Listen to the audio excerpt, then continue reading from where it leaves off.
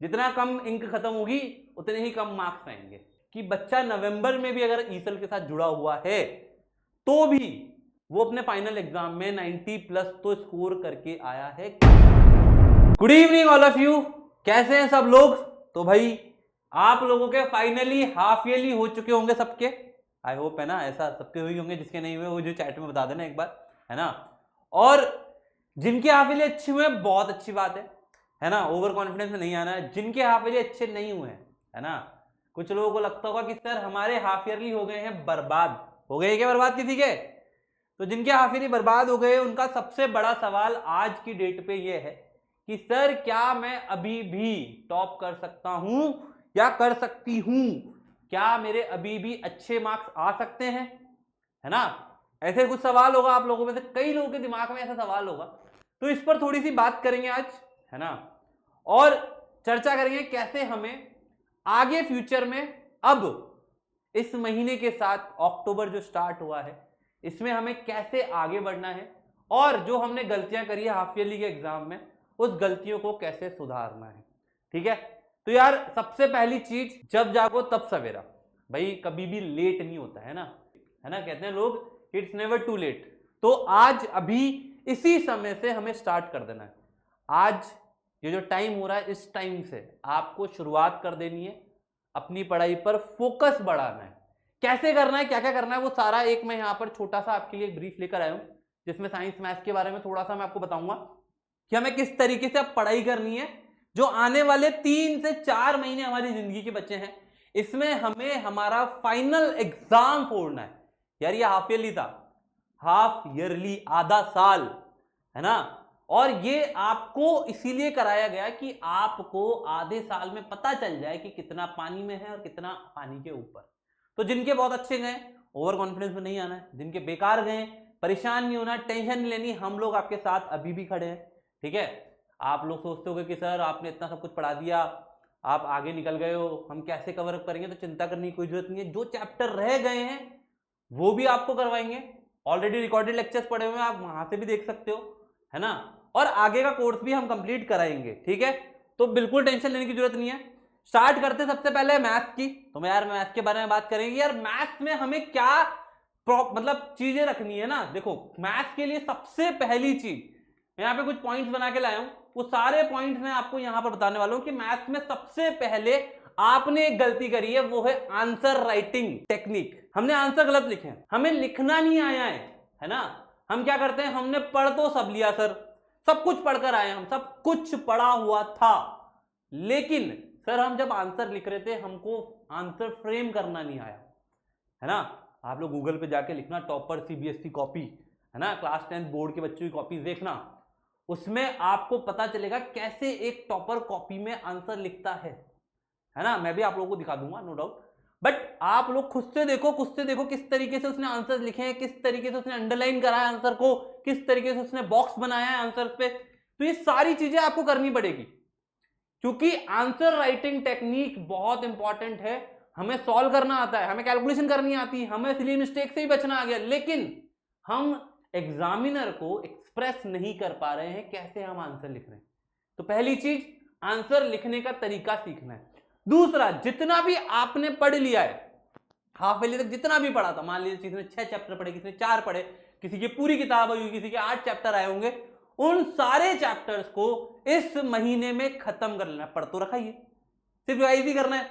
तो इस महीने में उस चैप्टर को पूरा कन्वर्ट कर लेंगे, वो भी रिवीजन के साथ। क्या करना है सर? देखो सबके पास लेक्चर अवेलेबल है, लेक्चर देखेंगे, नहीं देखना यूट्यूब पे देख लो, यूट्यूब पे भी अवेलेबल है तुम्हारी क्लासेस के सारे लेक्चर, है ना? ऐप में आ जाओ, ऐप के अंदर भी अवेलेबल है। फिर एनसीईआरटी सॉल्व करनी है। यार कई बच्चे पता क्या करते हैं, जो सीबीएसई या जहां पे एनसीईआरटी चलती है, मेजरली उनकी बात कर रहा हूं, जिनके दूसरी किताब चलती है वो अपनी किताब ले ले। ठीक है? जिसके कोई और किताब चल रही, मान लीजिए किसी कोई और रेफरेंस किताब हो, है ना, जो भी बुक हो, जो भी रेफरेंस बुक हो, कोई अदर बोर्ड का हो, उसकी अलग बुक चलती हो, तो सबसे पहले क्या करना है, लेक्चर देखना है हर चैप्टर का। 7 चैप्टर पढ़े, 7 चैप्टर के लेक्चर 7 दिन में देखे जा सकते हैं, और कुछ नहीं करना है। 7 दिन में लेक्चर देखे, एनसीईआरटी करी, अपनी बुक की एक्सरसाइज करी विद एग्जाम्पल्स के साथ। एनसीईआरटी या कोई भी किताब कर रहे हो उसके एग्जाम्पल मत छोड़ो। फिर उसके बाद प्रैक्टिस करनी है क्वेश्चन ऑफ ईच टाइप। हम क्या कर रहे हैं सर, हमने सर पढ़ लिया है, एनसीईआरटी भी लगा लिया, लेकिन हमने यार एक्स्ट्रा क्वेश्चंस नहीं किए। प्रैक्टिस क्वेश्चन करो यार। रिजल्ट की शीट्स में आपको कॉम्पिटेंसी बेस्ड क्वेश्चन दिए हुए हैं, असर्शन रीजन दिए हुए हैं, एमसीक्यू दिए हुए हैं, मैच द कॉलम भी दिए हुए हैं, यहां तक कि आपको पूरा केस बेस्ड टॉपिक वाले क्वेश्चंस भी हर चैप्टर के शीट में और टेस्ट में मिल रहे हैं। वो हमने अटेम्प्ट ही नहीं किए ना हमने अटेम्प्ट। जब हम नहीं करेंगे तो कैसे काम चलेगा यार। तो प्रैक्टिस करनी है, हर टाइप का क्वेश्चन लगा लेना है ना। एसएसटी की बात करें तो पिक्चर वाले आते हैं, frame picture base, map base, वो प्रैक्टिस करो, ठीक है। फिर उसके बाद प्रैक्टिस और थ्योरी। अगर बच्चे बोलते हैं सर मैथ्स में प्रैक्टिस ज्यादा करें कि थ्योरी ज्यादा पढ़े, भाई थ्योरी 15 मिनट की होती है। अगर बात करूं किसी भी चैप्टर की बात करूं, तुम्हारी क्लास में किसी भी चैप्टर की बात करूं, यहां तक कि 8, 9, 10 तीनों चैप्टर के अंदर 15 मिनट की थ्योरी होती है, बाकी 3 घंटे की प्रैक्टिस तो चाहिए। तो हमें क्या करना है, हमें प्रैक्टिस पर ज्यादा फोकस करना है। मैथ्स में जब तक पेन नहीं घिसेंगे ना तब तक मार्क्स नहीं बढ़ेंगे। पेन घिसोगे तो ही मार्क्स बढ़ेंगे, वरना जितना कम इंक खत्म होगी उतने ही कम मार्क्स आएंगे, ठीक है। तो जितनी इंक बहाओगे उतने ही मार्क्स आएंगे, ठीक है। और फिर सबसे बड़ी गलती करी कि सर जो हमने हाफ ईयरली दिया है उसका एनालिसिस नहीं किया। मैं हर बार कहता हूं एक छोटा सा रजिस्टर लो, जो क्वेश्चन गलत किए हैं उसको उस कॉपी में लिखो और एनालाइज करो कि सर ये टॉपिक से, मान लीजिए मेरा नंबर सिस्टम का जो रैशनल वाला पार्ट है या इरैशनल वाला पार्ट है वो क्वेश्चन गलत हो गया है ना, या हो सकता है मेरे नंबर सिस्टम या पॉलिनोमियल में से मेरे फैक्टर्स वाले गलत हो गए, या लेट सपोज मेरे कोऑर्डिनेट ज्योमेट्री से गलत हो गया, लीनियर इक्वेशन से गलत हो गया, या हो सकता है मेरे सरफेस एरिया वॉल्यूम वाले क्वेश्चन में से कुछ गलत हो गया। तो वो टॉपिक हमें दोबारा पढ़ना है और जो क्वेश्चन गलत हुआ है उस क्वेश्चन को वहां लिख लेंगे ताकि हम लोग उसका एनालिसिस करें, और जब हम दोबारा एग्जाम देने जाएंगे तब उस कॉपी को खोल के पढ़ के जरूर जाएंगे, क्योंकि हमें पता चलेगा हमने गलती करी है, आगे वो गलती हम रिपीट नहीं करेंगे। यही होता है एनालाइज करना। और ये एनालिसिस जिसने नहीं किया, ये चाहे मैथ्स हो, चाहे साइंस हो, चाहे एसएसटी हो, चाहे इंग्लिश हो, चाहे हिंदी हो, सब में करेंगे एनालिसिस, तब जाके हम टॉपर वाला काम करेंगे। देखो टॉपर में और आप में इतना ही फर्क है। अगर मैं आप में से कई बच्चों से पूछूं जिनके अच्छे मार्क्स आ रहे हैं, उनके पीछे रीजन ये है कि उन्होंने एनालिसिस किया है पिछली गलतियों का, और जिनके मार्क्स कम आ रहे हैं उन्होंने एनालिसिस नहीं किया होगा, डेफिनेटली नहीं किया होगा, इसीलिए मार्क्स नीचे चले गए। जितना अच्छा एनालिसिस होगा उतने ही मार्क्स ऊपर बढ़ेंगे, जितना एनालिसिस कम होगा उतने ही मार्क्स नीचे चले जाएंगे।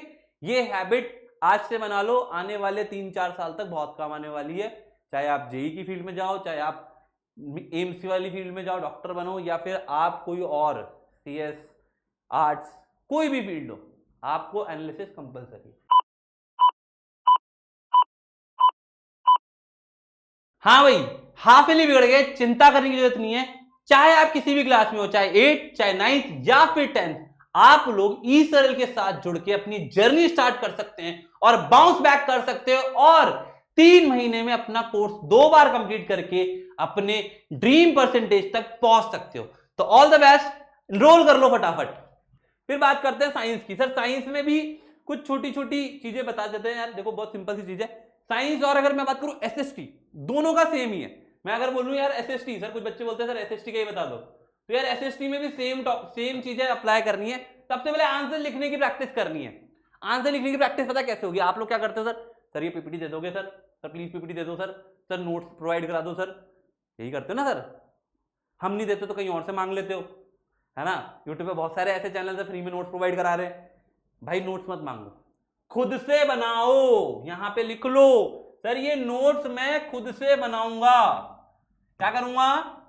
खुद से बनाने हैं, किसी और का नहीं लेना है। जिसने बनाया उसने तो अच्छे बनाए। क्यों बनाए? क्योंकि वो टॉपर था, बना के निकल गया वो तो। अब उसके नोट्स बाकी लोग बांटते फिर रहे यूट्यूब पर। आपको खुद से नोट्स बनाने हैं, तब जाकर आपकी लिखने की प्रैक्टिस होगी। यार एसएसटी में, साइंस में, केमिस्ट्री बायो की बात करो, फिजिक्स में तो फिर भी कैलकुलेशन है, लेकिन इसमें तो लिखना पड़ेगा ना। बिना लिखे काम बन जाएगा क्या? नहीं बनेगा। तो यार आंसर लिखने का तरीका मैथ्स में भी है, बट साइंस में थोड़ा अलग होता है, मैथ्स में थोड़ा अलग होता है। दोनों तरीकों को सीखना है। टॉपर्स की कॉपी देखो। आपको लगता होगा कि सर अभी भी क्या हम ऐसा कर सकते हैं? क्या सर मेरी 95 प्लस आ सकती है? अरे हाँ सकती है यार, इतने सारे रिजल्ट देखो ई सरल के, इन रिजल्ट के अंदर आपको पता चलेगा यार कि कुछ बच्चे ऐसे थे जिन्होंने अक्टूबर में नवंबर में जाके चालू किया है पढ़ना और उन्होंने 95, 96, 97% लेकर आए बोर्ड्स में। तो आप क्यों नहीं कर सकते? बिल्कुल कर सकते हो।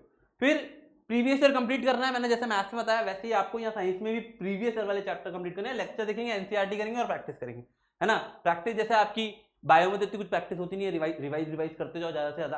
केमिस्ट्री में जो एप्लीकेशंस होती है, ये केमिकल रिएक्शन होती है, वो याद कर लो, कैसे बनती है उनकी टेक्निक्स देख लो, रिएक्शन कैसे लिखते हैं वो देख लो और इनकी प्रैक्टिस कर लो। और फिजिक्स में आपको जैसे लेंस हो गया, न्यूमेरिकल हो गए, इनकी प्रैक्टिस करना जरूरी है, ठीक है। फिर कई बच्चों से कंप्लेन आई, सर मेरा ना साइंस का पेपर कंप्लीट ही नहीं हुआ, एसएसटी का पेपर कंप्लीट ही नहीं हुआ, इंग्लिश के पेपर में 4 क्वेश्चन छूट गए। क्यों छूटे हैं? Because lack of time management. आपके पास घड़ी होते हुए भी आपका टाइम मैनेजमेंट नहीं है। अबे किस काम की घड़ी फिर, है ना।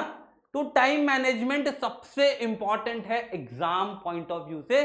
जब तक आपने टाइम मैनेजमेंट नहीं किया है तब तक आप किसी भी एग्जाम को क्रैक नहीं कर सकते, चाहे कोई सा छोटा एग्जाम हो, चाहे बड़े से बड़ा एग्जाम हो, उसमें टाइम मैनेजमेंट बहुत जरूरी है। टाइम मैनेजमेंट कैसे करना है यार, आपको सिंपल सी बात पता है कि मेरे 80 क्वेश्चन है, 80 मार्क्स है, सॉरी 80 मार्क्स हैं और मेरे पास 3 घंटे मतलब 180 मिनट, उसमें से 20 मिनट घटा भी देंगे तो 160 मिनट बचते हैं। 160 मिनट में आपको 80 मार्क्स लाने हैं, मतलब कि 1 मार्क्स के लिए आपको मिल रहे हैं करीब करीब 2 मिनट। टाइम मैनेजमेंट कैसे नहीं होगा? सेक्शन वाइज टाइम मैनेज कर लो। सेक्शन ए में मुझे देना है आधा घंटा, सेक्शन बी में मुझे इतना देना है, वो टाइम मैनेज कर लो अकॉर्डिंग टू द मार्क्स। आपका टाइम मैनेजमेंट बेस्ट होगा अदर किसी और बच्चों के कंपैरेटिवली। तो ये टाइम मैनेजमेंट करना सीख लो।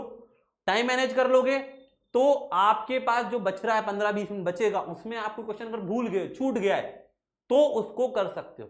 अब मैथ्स में होता है सर हमारे साथ, मैथ्स में सर मेरे 4 क्वेश्चन छूट गए। क्यों सर? मैंने ईगो पे ले लिया था इस क्वेश्चन की मजाल की मेरे से ना हो, मैं ईगो पर आ गया सर मेरे कि मैं क्वेश्चन छोड़ूंगा ही नहीं, करके दिखाऊंगा। एक ही क्वेश्चन मैंने 20 मिनट लगा दिए, अब मेरे लास्ट के जो सेक्शन थे वो रह गए। कुछ बच्चे क्या करते हैं, सेक्शन ए से चालू करते हैं और सेक्शन डी ई तक आते आते एनर्जी हो जाती है खत्म। जैसे पेन की इंक खत्म होती है वैसे एनर्जी हो जाती है खत्म। अब वहां चाहिए ज्यादा दिमाग और हमने लगा दिया सेक्शन ए में ज्यादा सारा दिमाग, तो क्या होगा?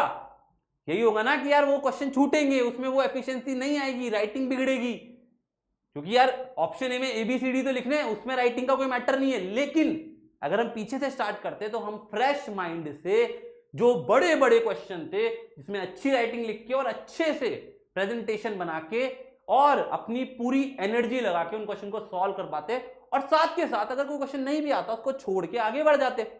लेकिन हम ये नहीं करते, हम क्या करते हैं, सेक्शन ए से चालू करेंगे। यार हम बहुत ही परफेक्शन वाले लोग हैं, ए से स्टार्ट करेंगे, बी पे आएंगे, सी पे आएंगे, डी पे आएंगे, ई पे आएंगे। अबे गधो, ए से स्टार्ट करोगे तो ई पर जो दिमाग लगाना था वो कहां से आएगा? तो इसीलिए सेक्शन ए से स्टार्ट करना कंपलसरी नहीं है, कहीं भी जाके पूछ लेना। तो लिखने का तरीका बदलना पड़ेगा, ठीक है।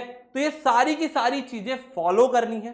कुछ बच्चे पूछ रहे हैं sir how to make a notes. यार नोट्स बनाने में कौन सी बड़ी चीज है यार, तो पढ़ाया क्या रहा है उसका नोट्स बना लो, जो इंपॉर्टेंट क्वेश्चन लगता है उसको नोट्स में बना लो, है ना। एसएसटी में जो इंपॉर्टेंट है अंडरलाइन कर लो पहले, एनसीईआरटी में उसके उसको लिख लो। लिखना कंपलसरी है क्योंकि अब हमें जब बोर्ड देंगे तो बोर्ड में हमें लिखने के मार्क्स मिलेंगे, कैलकुलेशन के मार्क्स नहीं मिलेंगे। वहां पे माना आपने एक वर्ड प्रॉब्लम दे दी, वर्ड प्रॉब्लम में आपने कैलकुलेशन कर दी, 4 मार्क का क्वेश्चन है तो 2 मार्क्स मिलेंगे सिर्फ।